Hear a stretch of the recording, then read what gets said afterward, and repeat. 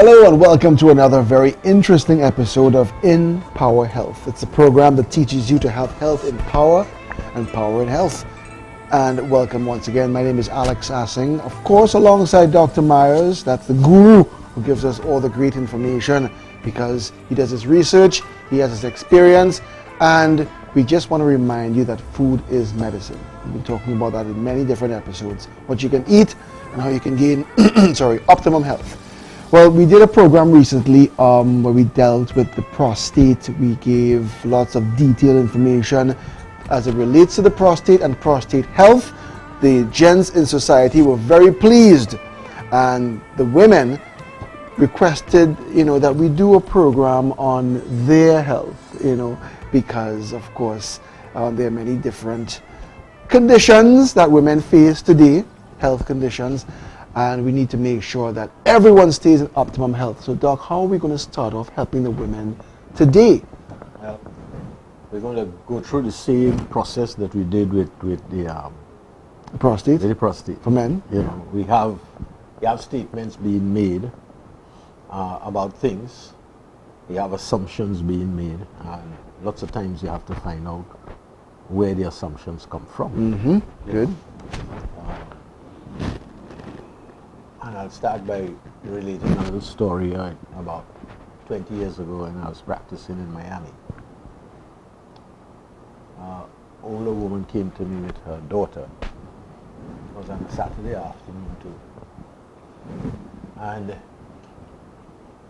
turned out that she was trying to do her studies in university with great problems. Okay. Because she was having problems concentrating. Sometimes she'd have what seemed to be like a hallucination, foggy head. Right.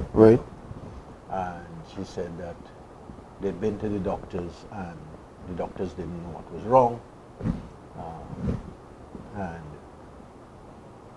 they had sent her to the psychiatrist, and the psychiatrist had put on 2 sets of medicines. So now she was walking around the Campus? a little bit zombified. Right. And at that rate, she'd have to give up thing. And she says she didn't think that anything was wrong with her daughter mentally, and she couldn't understand why they gave her that medicine. Okay.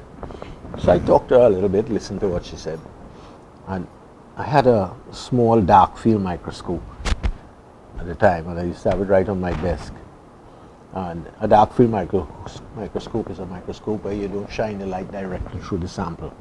You have a buffer, and the light comes around, so it comes through the thing. So nice. What you could see in the blood then you can't see with an ordinary microscope. Cool. So I took a drop of her blood and I put it on the microscope. Yeah, dark field.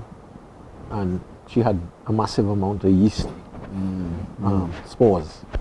And I said, God, you're riddled with yeast. Yeah. That's your problem. Correct. And she said, what you mean? I said, well, all the problems that you have, that you've been describing to me, they could be caused by this yeast that I'm seeing in your blood. Right. I say, so I think that all that medicine that you're taking is not right. And the mother said to me, we've been to so many specialists for the last few months, and I come to this little office that you have here, and you take 4 or 5 minutes to tell me all those diagnoses were wrong, and that my daughter have yeast. Yeah. She said, I never even hear about anybody having yeast. Proper experience.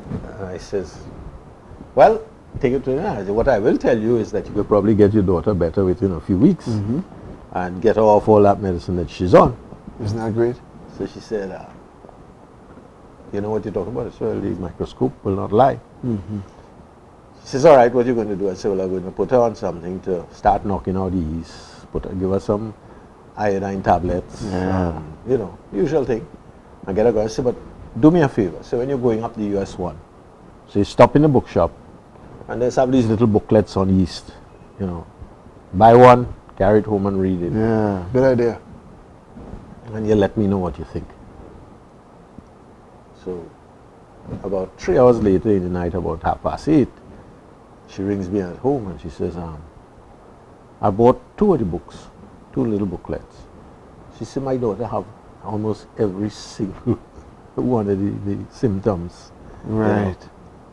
To cut a long story short, she got better very rapidly, so that a Yes. month later she was back to what you that's consider her amazing. normal self. Yeah. The point about it is that the thing was misdiagnosed, you know, simple thing like yeast.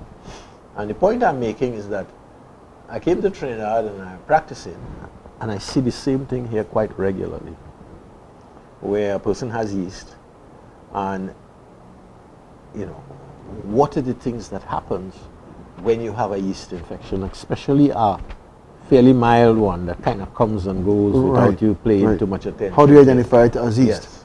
Okay. And in order to take that into consideration, you have to take into consideration the rise of antibiotics. Antibiotics are good. They help to get rid of a lot of things. They've saved a lot of lives.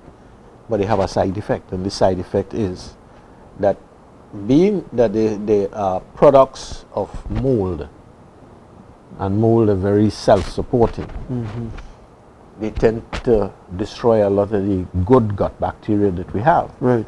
And we now are understanding that the gut bacteria that we have in our gut is 95% of our immune system. So you're taking a thing and you're knocking out one set of problems, but you're destroying probably more things than you're knocking out. Right. And if you don't replace them, It's just wiping out everything. you're back to square one. Yeah. You know? So you watch the whole scenario and you say, let's look at it. Let's look at it carefully. When you get a problem and the doctor gives you antibiotics, or you're eating plenty chicken and you're eating antibiotics from the chicken, you know, and all kinds of things like that, it kills out a lot of the good bacteria. When it kills out a lot of the good bacteria, the yeast, which is very opportunistic and has been occupying a little space, you know, it's like having a badger in the neighborhood, and normally he's uncontrolled because it have other fellas in the neighborhood who they don't be badgers, but you can't mess with them. Right. And these people die out and leave a set of little weak guys. And all of a sudden, there's a whole big gang in the neighborhood and nobody can stop them. So you're looking at the same kind of scenario. And because, it takes over, a particular yeast problem will take over a big chunk of the gut. They also have certain types of bacteria which will hang out with the yeast. Like for instance, whenever you have severe yeast problems, you normally have Clostridium bacteria hanging out with them. Okay. They're known to be synergistic. They kind of support each other. The problem is that Clostridium bacteria tends to eat iron Okay. out of your food. So people who have yeast problems Yeah. Have an iron deficiency. have an iron deficiency, Yeah. which means they're always anemic. Yeah. You're showing me that a lot of women say they're always anemic, here are a problem. If you question them carefully, if you know what questions to ask, you know, like last week I said to one, I said, you're coming home. I said, and you have a chocolate in the fridge that you hide at the side. Hershey's. And you remember, leave yourself what? Free plug there. And you remember you have your little bit of ice cream in the fridge. So then you come home and you park the car and you go inside. Yeah, psyching up yourself. And you pull open the door for your chocolate and it's not there. And you say, well, at least it have a little bit of ice cream. And it ain't there. Or the top there and it's empty. And America invasion in Iraq, you have nothing like when you declare war at that point. So everybody starts to laugh, you know. She said, boy, you know, you get real vexed, you know. And what we were talking about is a yeast problem, Yeah. right? And a lot of women have that and they think that they crave it. Right. And then with that kind of craving, it means you start to put on weight. You know, and then you're putting on weight, you're eating all this stuff, and you're going to the doctor, and every time you go to the doctor, you hand your iron tablets because you're anemic. Wow. You understand? I see this cycle all the time in my office.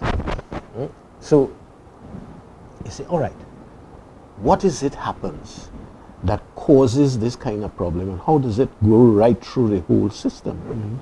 You know? And you say, okay, person gets yeast in the stomach. And then they do something, and runs the immune system a little low. You know, it's carnival time. They make 2-3 fet. They get wet down in the fet because that's supposed to be the style.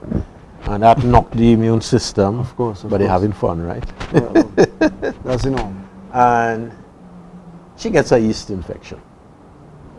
A lot of women think when they get a yeast infection and they're married, that the husband went somewhere else. I've heard that before. Right? When in actual fact, 99% of the chance that is not what it is. Right. It's an inherent yeast problem that you have inside.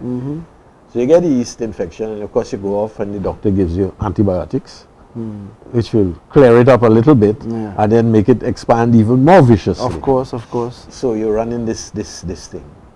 But after a while, the person says, "Well, I'm always kind of tired. Sometimes I have a foggy head. You know, it's like I can't think straight." Right. And then they'll get these cravings for sweets and things like that. Sugar.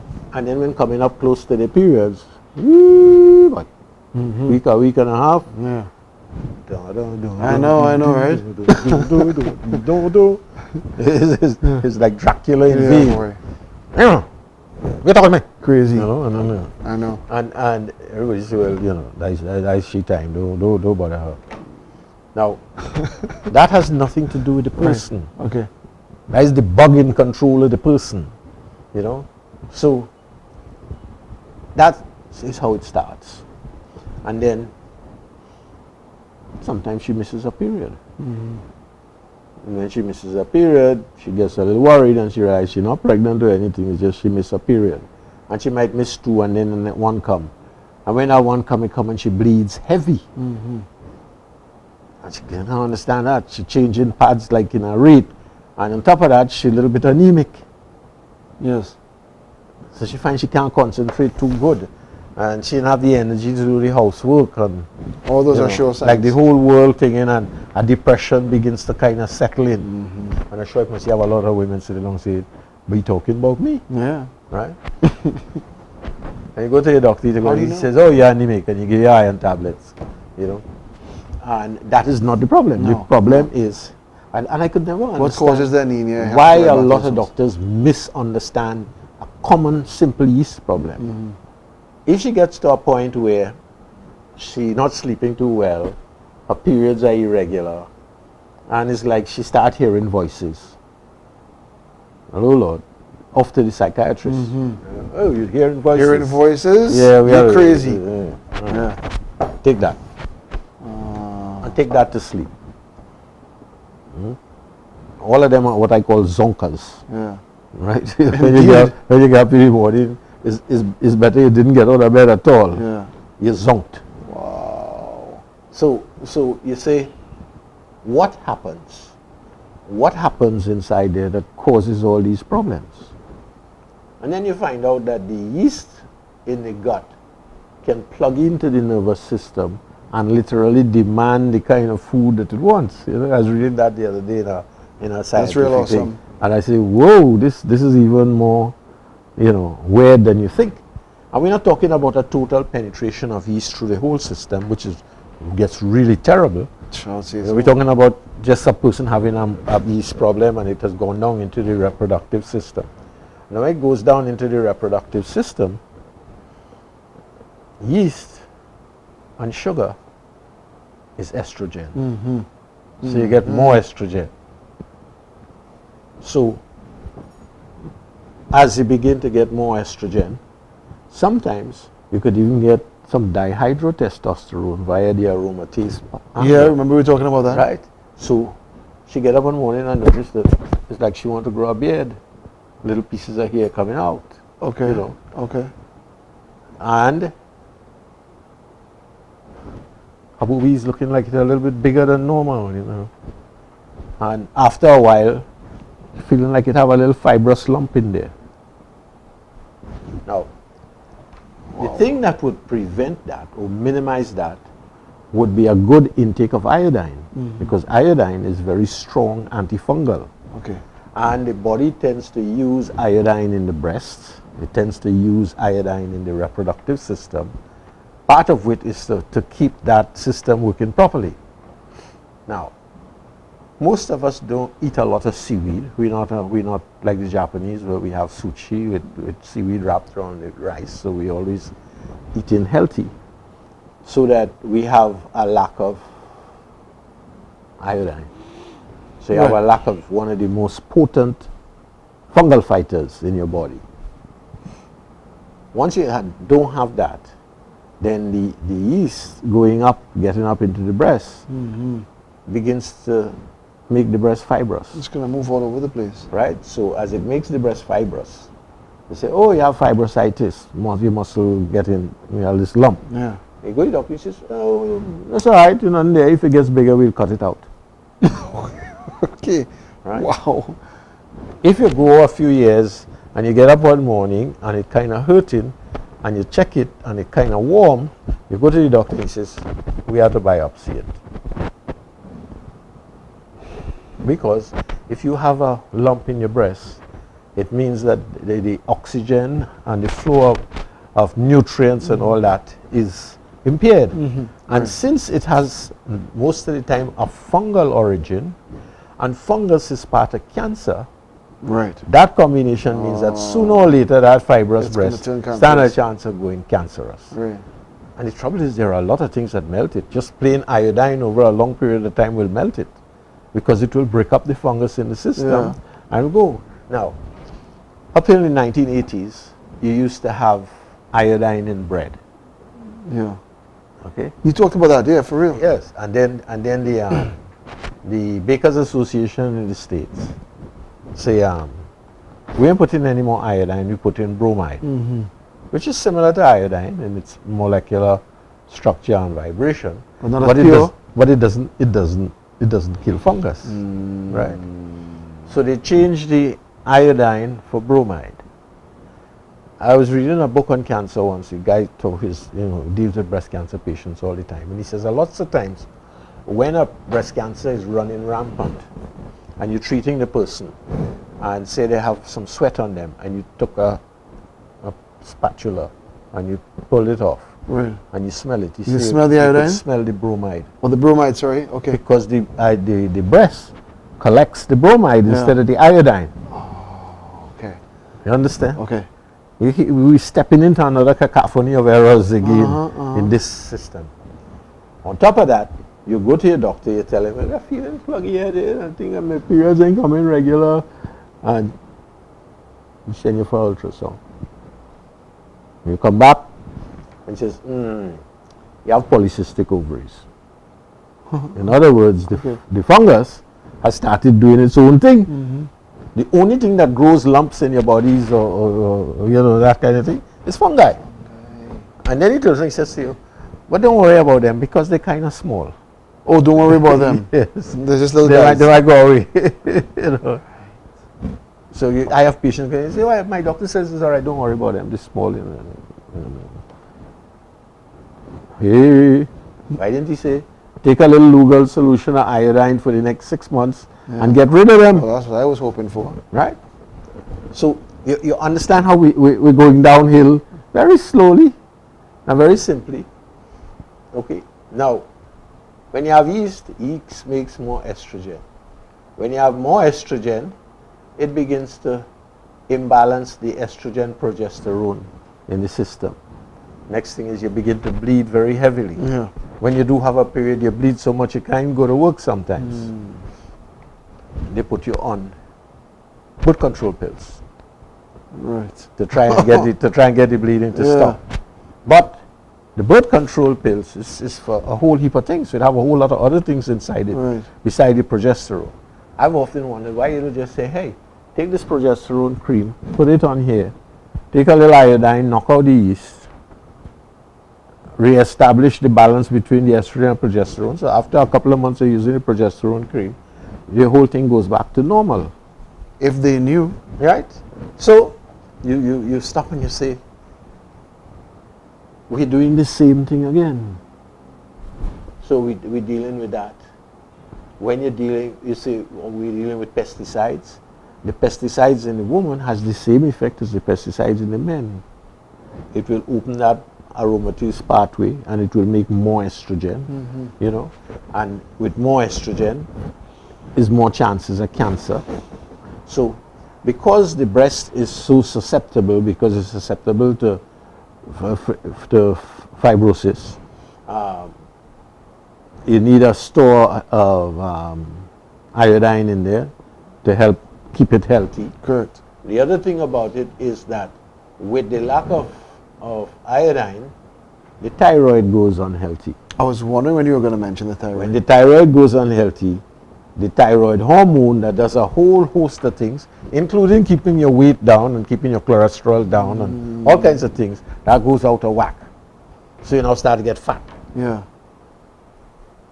Because it's not functioning well. On top of that, you always seem to be slightly out of kilter. You know, you're feeling good, I'm tired, I had to drag to go to work. Or if you study and you study and you have to go and study again because you can't remember what it is you just read. You understand? And you have that whole system going that way. No. So we'll just leave that there for a minute. Okay. Put a pause we on come that. now and we say, person growing up, and they tell you, you must drink your milk to get calcium. Get calcium from milk. All right, let them have it, Doc. Now, what nobody tells you is that if you have fresh milk, you can only keep it for a day. This is from the cow I'm talking yes. If you refrigerate it, you keep it for a day or 2 days and it will go bad. Right. You'll start making cheese. So, the people who make this big milk industry had to find a way to keep the milk from going bad. Right. So their idea, they say pasteurize, Yeah. homogenize. They have all these nice fancy words. Yeah. So whenever you homogenize a milk, is that you have this big chamber heated up to several hundred degrees in a vacuum. So you vac out all the air. And you're going to take a very fine spray of milk and spray it into it. And when you spray it into it, it's going to flash boil it. That's the best way to put it. Yeah. So the little bit of oil that it have in that little fine thing of milk comes out on the outside and the heat goes and seals it in. Okay. And then it drops to the ground as a fine powder. And what they don't tell you is that the calcium that is inside there gets pulled out also. Okay. So after a while, on the lining of that vessel, Right, a vat. you have this buildup of a white, hard thing, which is the calcium that was in the milk. Ah, okay. So milk can't have no calcium in it. Right. They're going to add synthetic calcium to it after, Oh, man. when they're remixing it and putting it into a ultra high temperature Yeah. box. That's the UHT, huh? So, the milk is a thing there, and it's called that milk stone. I rather suspect they'll grind it up and probably use it as fertilizer or something, right? And you're back to square one. So here now you have the person and they go and they drink this foreign object. And when they drink it, the body cannot process it because the hard covering around it, the fat covering is so hard that, Yes. that it's hard for the acid to penetrate it. Correct. So it gets down into your system, and because it's very, very fine, it goes across the barrier in the large intestine, it gets into the lymph and it gets into the blood. And the white blood says, hey, what are you doing here? Right. You're supposed to be here. No. Right? War start. Some people just call it sinus. I have sinus Yeah. problems. I drip in liquid. What it means is that you're lactose intolerant. What that means is that the junk, the poison that they're making, All that mucus. because when it first came out, you had people like Raymond Lee who challenged what they said. They said that you could pasteurize this milk, which means you could boil it and squish it and mush it, and you could feed it back to the young cows. Really? You know, it's the same as good milk, Don't do straight thing milk. Yeah. So they did that. They did a test with that, where they took that milk that was prepared and gave it to the cows instead of mother's milk. Within 3 months, all the cows were dead Yeah. because they couldn't live on it. But we have this fallacy that it is as healthy as milk, when in actual fact it's not milk at all. So what it does is when it gets into the body and the body doesn't have the enzymes and thing to break it down properly, and it gets treated as a foreign object, you have an allergy. What do you have? You have your immune system fighting something that has come into your body that is foreign. Yeah. So it makes a mucus. And that mucus is in your sinuses running down. When you get up in the morning, it's in your throat. You're trying to spit it out with not much success. And if you keep on doing it after a while, you get up one morning and you say, well, like when I went in the sea last week, I get water in my ear, you know. And I can't get it out. It's popping all the time, but as soon as it pop, it comes back. No, you don't have water in your ear, but you have this glue air. Glue air. The mucus from the milk is inside your ear, and it feels like water. What they never tell you, you have mucus also inside the fallopian tubes, Okay. which gets in there and blocks up the tube most of the time. So you go to the doctor, he says, you have blocked fallopian tubes. You can't make children. Well, we could fix it, you know, but we'll have to get in there and we'll have to free it, go in there and take it out. Really? But if you're drinking a lot of milk, as soon as you take it out, you know what's going to happen a couple of weeks later? It will plug back up. Right? Because you're still drinking the milk. Oh yeah, and you're paying a sum of money for them to take that out of there. So you have all these things that are contributing to infertility, contributing to problems with yeast, problems with Clostridium and yeast causing iron deficiency, and you could go on and on. So, you know, sometimes I have somebody come to me and they say, well, I have all these problems, and so, you know, you have low-grade yeast infection. You taking iron? Oh yes. And they pull out a bag, and they have iron tablets, and they have iron tablets, and they have iron tablets. So you say, well, I went to the doctor, and he tell me I'm anemic, and he give me iron tablets. And then he send me to the endocrinologist, who take one look at me and say I'm anemic, and give me iron tablets. He didn't ask what the first doctor giving me. He just write iron tablets. He find he can't handle it, so he send his psychiatrist. The psychiatrist take one look at you, realize you're anemic, he give you iron tablets too. Right. So she now taking 3 sets of iron tablets, which could lead to iron poisoning of the liver. Yeah. Imagine. Or she could turn into Iron Woman. Oh God. They say the men are taking iron to come to be turned into Iron Men too. No.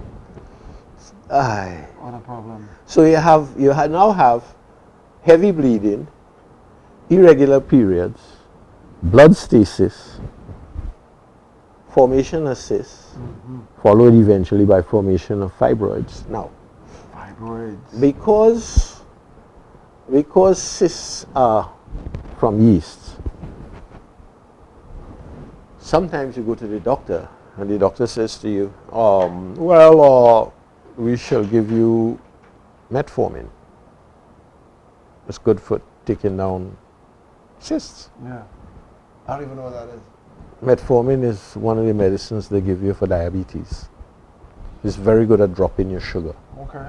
All right. And of course you say, well, the woman have cysts. Why should they give her metformin? Oh, that sometimes takes down the thing. But she starts taking the metformin. She doesn't have diabetes.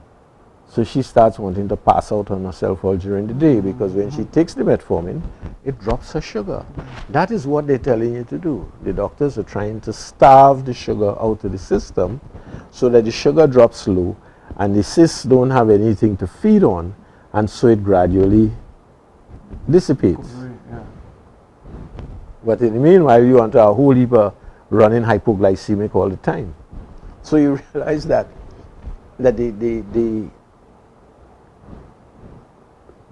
this is how I see it. The drug companies know that there is a fungus. They don't give you something for fungus. They give you something to sell metformin. Yeah. On top of that, metformin is very deleterious to the kidneys. So you run a risk of mashing up your kidneys. Yeah.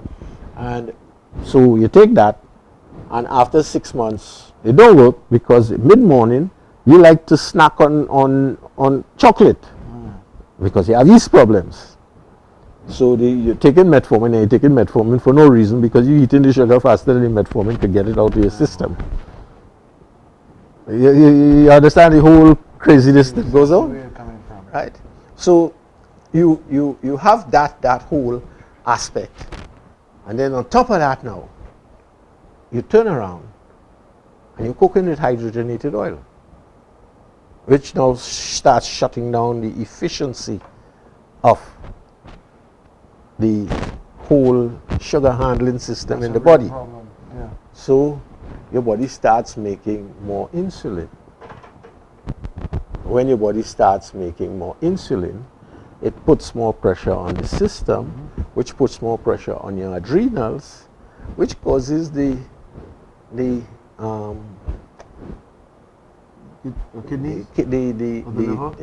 the fungus Okay. to propagate, because the insulin and all that thing making even more estrogen up the top. So when you sit down sometimes and you see a young lady in front of you, 22 years old, can't think straight, crying all the time, think she going mad, can't stop eating sweets, Right. think she has no willpower, going to the doctor who give her antipsychotic drugs, all because she happened to have a overgrowth of yeast, you begin to wonder what is going on. And it's not a tabanca. So you know this yeast region. So with all that, with this rise of this amount of fungus, with the hydrogenated oil that you're eating, with now the lack of estrogen, with the lack of oxygen, because extra acid and extra estrogen in the system cuts down the amount of oxygen in the system. Right. So you're setting the person up for cancer. And when you talk about the toxins yet, all the pesticides and all these things, that tend to collect even more in women because they have a lot of mammary glands, so it stores even easier than us. That's not cool, Doc. Right. So I hope all the ladies are listening and understanding that whenever you take antibiotics, make sure and get a good probiotic, and don't take the probiotic for a week or two. That doesn't put it back. You have to take the probiotic for a month, 2 months, and if you start getting the signs of that, the ideal thing to do would be to mix, also put in a little Lugol solution of iodine, which will help to keep the fungus at bay. You understand? So you don't end up with a whole heap of problems, because you have people and they say, well, you know, a lot of women wear these pads even when they don't have periods, because they tell you, well, I always have a little discharge, but everybody does have that discharge, and sometimes it does smell fishy. Right. It smells a little smelly, and they don't understand that what they're running is a chronic yeast problem, that you shouldn't have that kind of discharge, and you shouldn't have that kind of a feeling your head going crazy. I had to tell one day, I say, listen, what does yeast do with sugar? She says, I don't know. I say, it ferments it. Yeah. So when you have a nice big set of yeast in your stomach and you crave sugar, you go and you take a nice drink or you eat a big chocolate and you sit down and you say, oh, that's good. I say, and the yeast and the sugar get together. Right. What do you think they're making in your stomach? Alcohol. Alcohol. Yeah. So a few hours later, after eating the chocolate, you're sitting down by your desk now and your whole head foggy, and you're telling your friend next door, you know, sometime in the middle of the day I feel like if I'm drunk. You're feeling like if you're drunk. You're drunk. You got a built-in bar. You have your own still and your own bar. Wow. That's when you begin to connect the dots, right? Through the whole thing. Yeah. Now, that whole thing can reach a point where you feel like you're hearing voices, or you're off key, and you're getting depression, or you're getting anxious, a little anxiety. It depends upon exactly what type of fungus you have, and all kinds of things like that. Correct. I think I told this story of a couple that came to me in Miami. They shuffled into the yard. They had it real bad. So they drag into the yard. We have fungus, and they've been going to the doctors, and they can't do anything about it. So I had a little rife machine, and I start putting them on the rife machine, and they start feeling a little better. So the fellow says to me one day, he says, the doctor who we're going to, they can't identify the fungus. They don't know what it is. So they sent the fungus to the CDC. So the CDC looks at the fungus and they can't identify it either. They've never seen it. So the CDC tells them, they say, well, they have some people who have a bigger lab than us for fungi. The CIA. Oh my goodness. So we'll send the sample to the CIA, see if they can identify it. He said, a week later they're home and a whole set of cars pull up and guys come out, all right, where's the poison? Where it is? He says, what are you talking about? He said, the fungus, that deadly fungus that you have there, you're not supposed to have that. He said, look at going. They had to make it a sick house. They had to pull them out, bring down the house, burn the whole thing. And they were living around a lake. They checked all the houses around the lake. Now, we have a lot of government offices right through the whole of town. Yeah.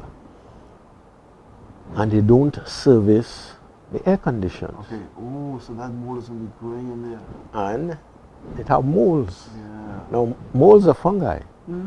So I have a lot of people come to me and they say, I'm working in an office, you know, and everybody tired and everybody sick, and we're making a petition to them to clean the air condition. Yeah. And we don't understand. We're a third world country pretending to be a first world country. Because nobody will stop and say, nobody's trained well enough, even the air conditioned people, to understand, some of them can, that air condition with water dripping and lines plugging up, you know, you might have a drain and the drain plug up and the water gets into the ducting, and the next thing is you have mold. And when you have mold, you have the whole place sick. Good, of course. Somebody's inhaling that. Yes. So you're breathing that whole day and everybody's complaining that something wrong. They said, it's all in their head. It's all in their head? Yeah, of course, that's really, really good. A lot of times when a young woman goes to a doctor with a yeast problem and tell them that she kind of hearing voices and she kind of feeling things and she depressed, they send her to the psychiatrist. Yeah, they say she's crazy. They say she in the head.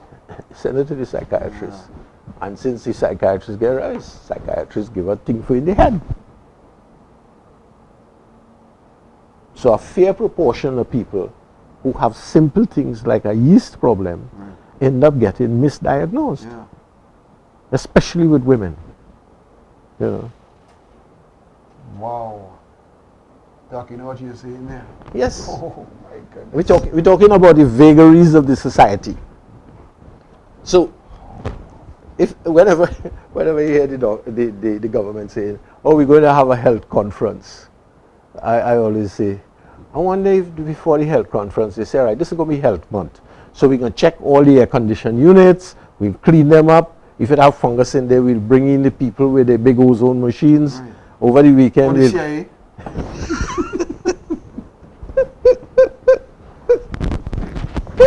They didn't want to burn down the building. And you throw your ozone inside there in large amounts. Yeah. You leave it over the weekend. Then you clean. Right, and when the people come back, you have within a few weeks, everybody start to get better. Better still, you dispense some Lugal iodine to everybody. They'll knock out whatever fungus was in there. Great. I'm sure we really need that too, you know. Yeah. I always say that everything is so simple. Instead, everybody's saying, well, boy, we will get money to buy more antibiotics and more drugs. Is it and more we this. really don't know, Doc? I'm trying to figure this out. You can't be the only ones who... I don't know, boy. I stopped trying to think. Yeah. Mind you, I will say something. That I think democracy and the choosing of people to run the country normally breeds mediocrity. Okay. Right? Okay. Because it seems like the people who run up there to try and get elected have a different agenda from everybody else. You follow what I'm saying? So that the people who have the technical knowledge, people who have technical knowledge of all the things I'm talking about, they don't want nothing to do with going in a government. What are you going to do? Go in a government to do? Can you imagine? You imagine somebody, let's say me. I have engineering experience, I have medical experience, and somebody say, go and fix the Eric Williams complex. And to walk into that wall of confusion that goes on inside there, anything you try to do everybody going to object. Right. I see your point. From a diet for cancer people to all the bush that growing out of the walls at the side of the building, and all kinds of things, broken tiles on the floor. You know, we ain't talking anything difficult yet. Sterilizing equipment, calibration of machines, which is almost non-existent in this town. And that's key. You know. Wow. So you could imagine me, who spent years being a calibrations man, walking into a place like that and somebody put you on a machine to check you out, and what are you going to look for? You don't even know what I'm going to look for. I'm going to look for the calibration certificate. Right, you want it, okay. There's a little calibration sticker on it. Has it ever been calibrated? Has it ever been calibrated? It don't have. Yeah. And a lot of the labs that we have that are supposed to do the calibration, not working.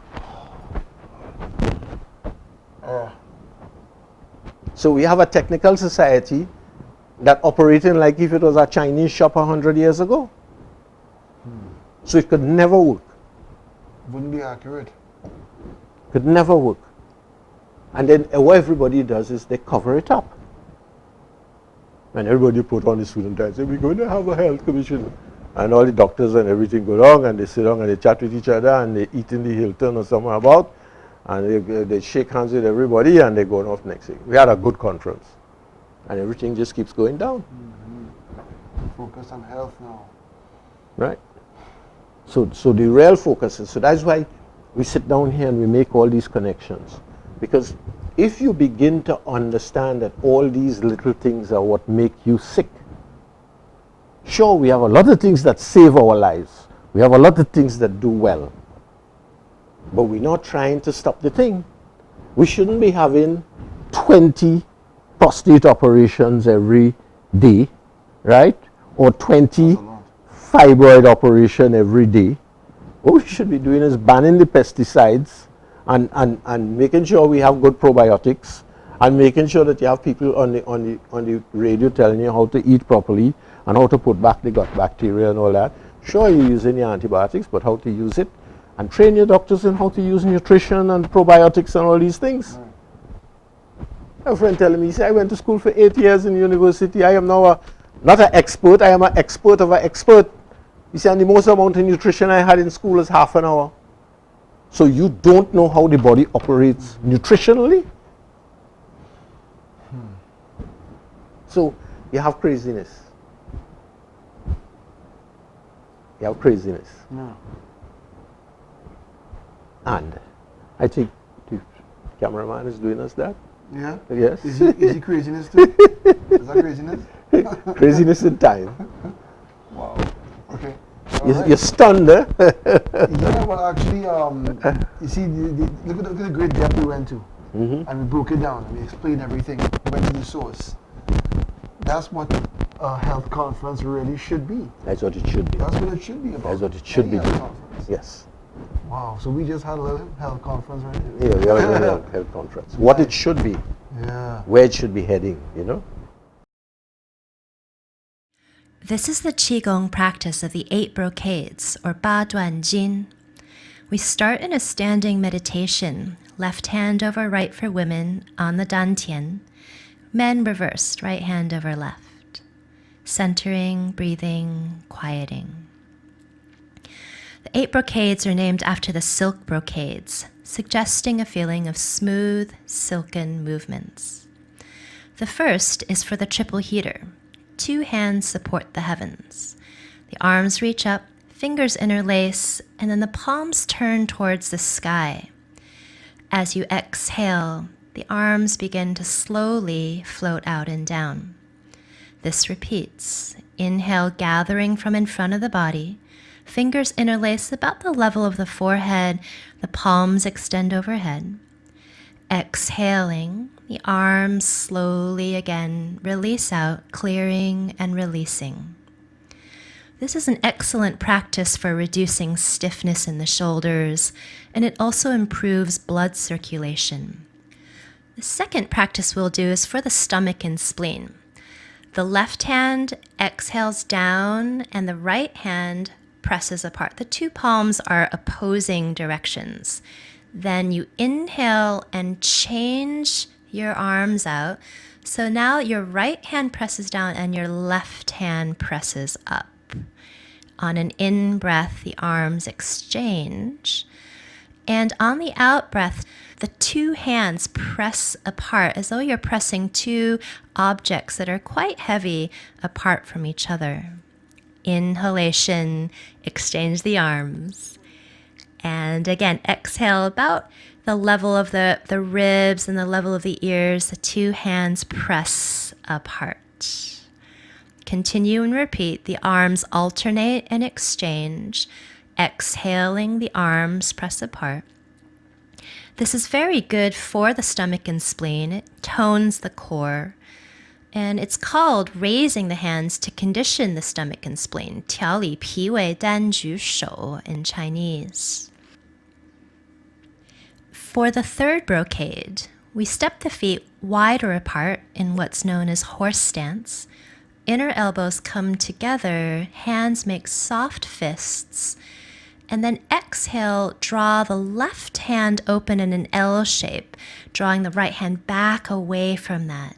Inhale, elbows come back together, backs of the hands together, legs straighten. Exhale, right hand makes an L shape and you draw the left hand away from that hand. Inhaling, back up. And exhaling, slowly pulling away with both hands, as though you're opening a bow. This practice is called drawing the bow and letting the arrow fly, or sometimes called open the bow to shoot the golden eagle. In Chinese, the name is 左右开弓射射雕. Very good for the liver, the heart, and the lungs. For the liver, the sense organ is associated with the eye or vision. And so in archery, it's super important to have a precision in your gaze. Healthy vision and clarity is also a sign of a balanced liver. Archery is also an art form that works strongly with intention, the yi, and the practice is excellent for strengthening the area of the heart.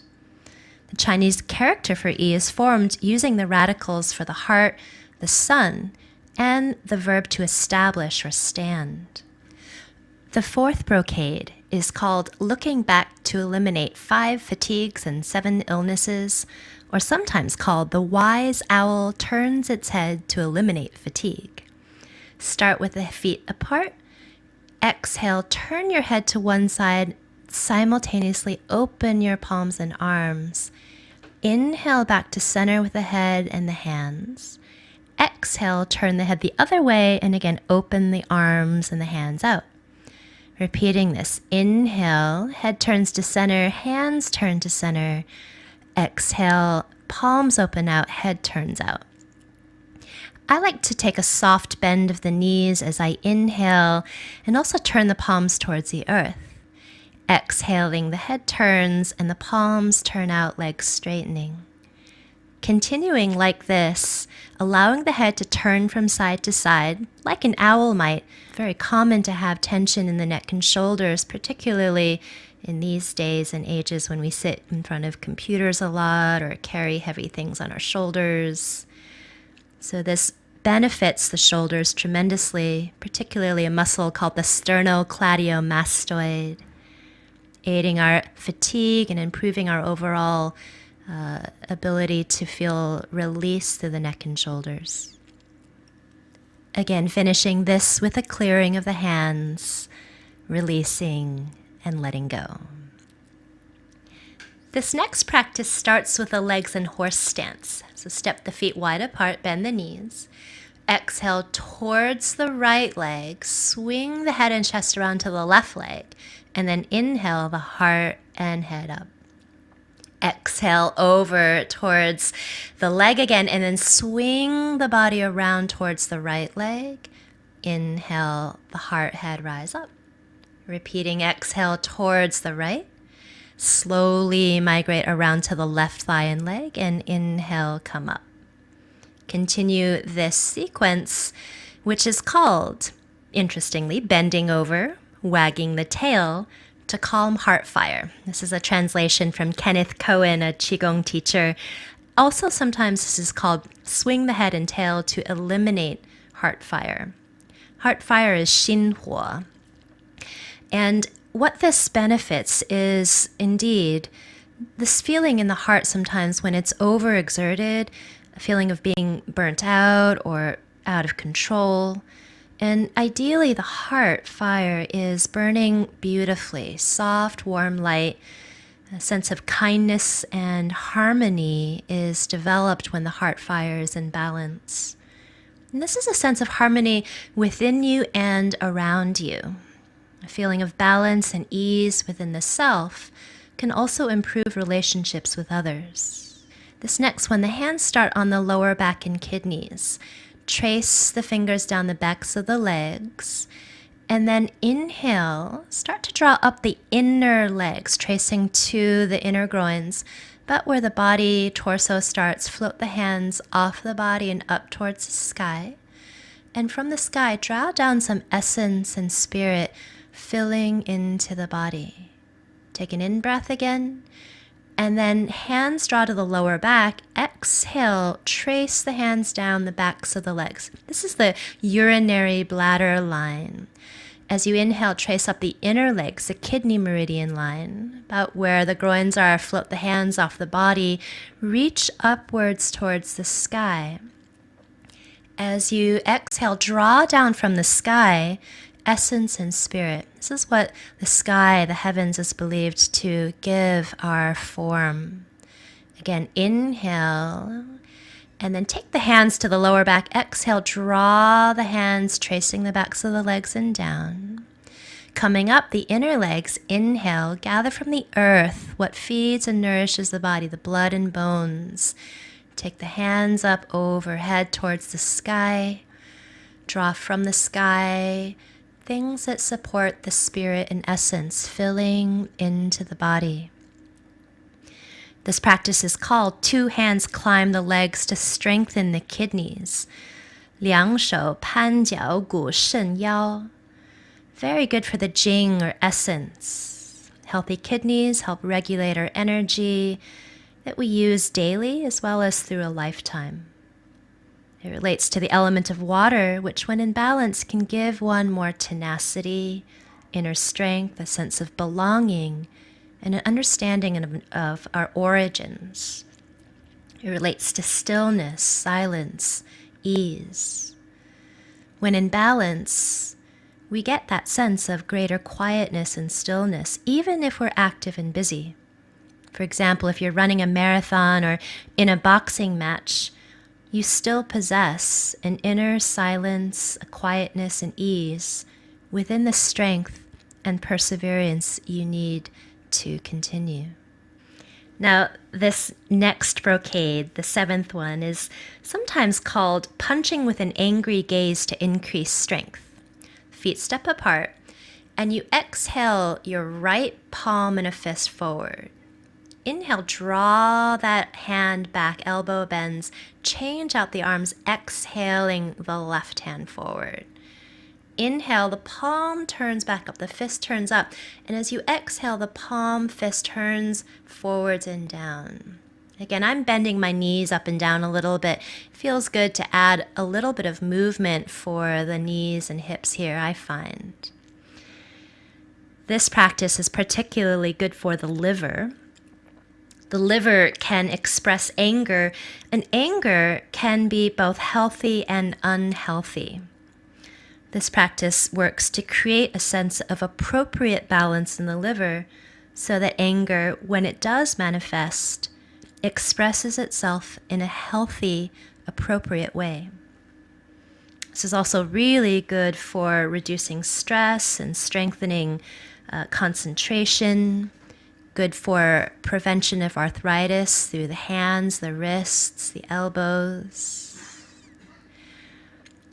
Let's take another in-breath and then start to release. Releasing with that clearing, settling, letting go of inappropriate anger, making room for some kindness. Now, this last of the 8 brocades practice has a great name called Shake the Back 7 times to eliminate the 100 illnesses. 背后7点百病消. You exhale and fold down, just curling the chin down, rolling down just as far as feels comfortable. You don't have to go as far as I've gone down. But then inhale and roll up, tailbone down, belly strong, open back into a little back bend. Exhale, come up. Lift the heels up and down and shake the body. Again, repeat. Curl forwards and down, rolling towards the ground. Bend the knees here as much as feels comfortable. And then inhale, roll your way back up. Keep rolling up and back. Tailbone moves forwards and down. Be careful not to compress anywhere in the lower back. And then exhale, come up. And a little hop on the heels just to shake and settle the chi. You want to think about when you pour flour into a jar, kind of shake it around to let it settle. This is the idea that we're working with here. Having done some practices that regulate and balance the chi, we also want that chi to settle and find just a streamlined presence in the body. Exhale back up and a little jolt, a little shake of the heels. We're actually only doing this 5 times. It's described to be a 7 round practice, but you can do this 7 times at home if you'd like. And the little shake at the end as you exhale, come up. That little shake is great for conditioning the chi, smoothing it out. This practice is overall great for circulation. It helps recover from fatigue, makes your body feel refreshed, your spirit feel refreshed. It's particularly active in the back bending aspect, so sometimes believed to help the kidneys, the urinary bladder, conditions the liver and lungs. We'll finish here again with a clearing, allowing the 100 illnesses, the Bai Bing, to be eliminated through our practice of Qigong, sometimes also called the Dao Yin or Taoist yoga. So we will end with a standing meditation, women left hand over right, men right over left. The hands are placed over the Dantian, which is the energy center, a place where Qi is planted, cultivated, and harvested. All right, so let's tie that up there. And I'm sure the women out there are very, very thankful, very grateful for that information. Probably recognize a few of those symptoms and thinking to themselves, Doc, you know what we didn't do? The yeast test. Everybody knows how to do that by now. We can't do this program without the yeast test. Spit in a glass of water and wait. And if it stays float at the top and it starts to grow roots within about 10 minutes, you have yeast. Can men try that? You know, yes, everybody. I had a set of girls and they came and they said to me, we tweeted all our friends and our friends tweeted our friends and they live down south. And she said out of a circle of about 200 and something women, over 80% of them had yeast. Rest my case. All right. Well, that's a wrap for today's episode of In Power Health. I know you learned a lot. You're welcome. We will do this again, especially because we need to remind you. And remember, food is medicine. I'm Alex Assing alongside Dr. Myers. Until next time, enjoy the rest of your day. This is with In Power Health.